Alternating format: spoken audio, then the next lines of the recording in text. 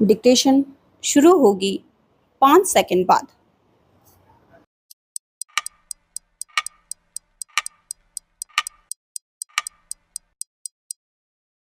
Start.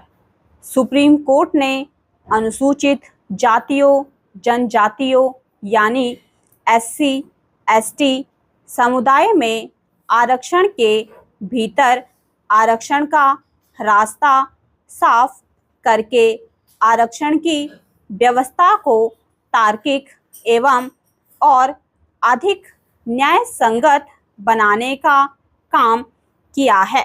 Supreme court की 7 सदस्यीय संविधान पीठ ने जहां 6-1 के बहुमत से एससी एसटी आरक्षण में कोटे के भीतर कोटे को संविधान सम्मत बताया, वहीं 4 न्यायाधीशों ने इन वर्गों के आरक्षण में उसी तरह क्रीमी लेयर की व्यवस्था लागू करने की भी आवश्यकता जताई जैसे ओबीसी आरक्षण में है।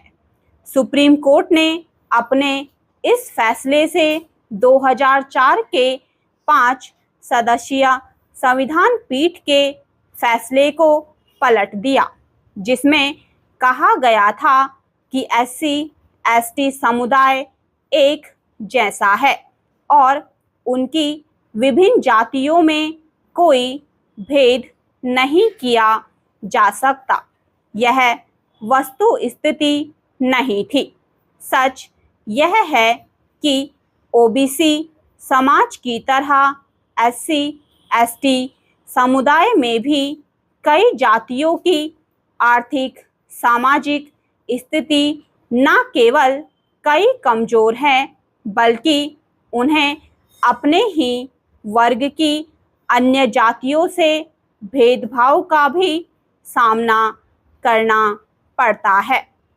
यह एक ऐसी सच्चाई है जिससे कोई इनकार नहीं कर सकता। यह भी एक तथ्य है कि एससी एसटी समुदाय में कई जातियां ऐसी हैं जिन्हें आरक्षण का ना के बराबर लाभ मिला है।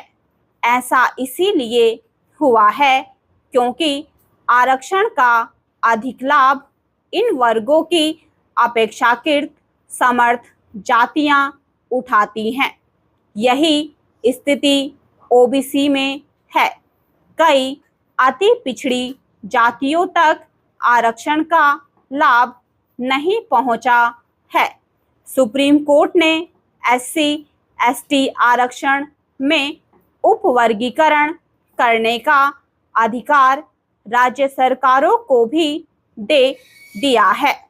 इस अधिकार का दुरुपयोग होने की आशंका है क्योंकि सत्तारूढ़ राजनीतिक दल वोट बैंक बनाने के लालच में एससी एसटी जातियों का मनमाना उपवर्गीकरण कर सकते हैं।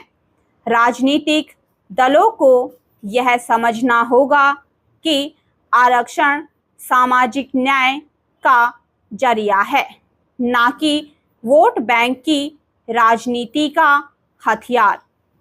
एससी एसटी समुदाय को दिए जाने वाले आरक्षण में बंटवारा किया जाना इसलिए समय की मांग है क्योंकि आईएएस आईपीएस अधिकारियों के बच्चों के बारे में यह नहीं कहा जा सकता कि उनकी स्थिति गांव में रहने वाले भूमिहीन निर्धन लोगों के बच्चों जैसी है।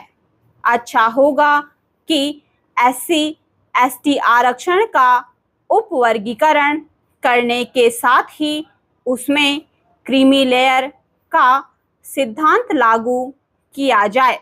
आरक्षित वर्गों में जो भी अपेक्षाकृत सक्षम और संपन्न हैं, उन्हें आरक्षण का लाभ दिया जाना सामाजिक न्याय की मूल भावना के खिलाफ तो है ही। वंचित निर्धन लोगों के साथ किया जाने वाला अन्याय भी है। आरक्षण प्रदान करते समय यह देखा ही जाना चाहिए।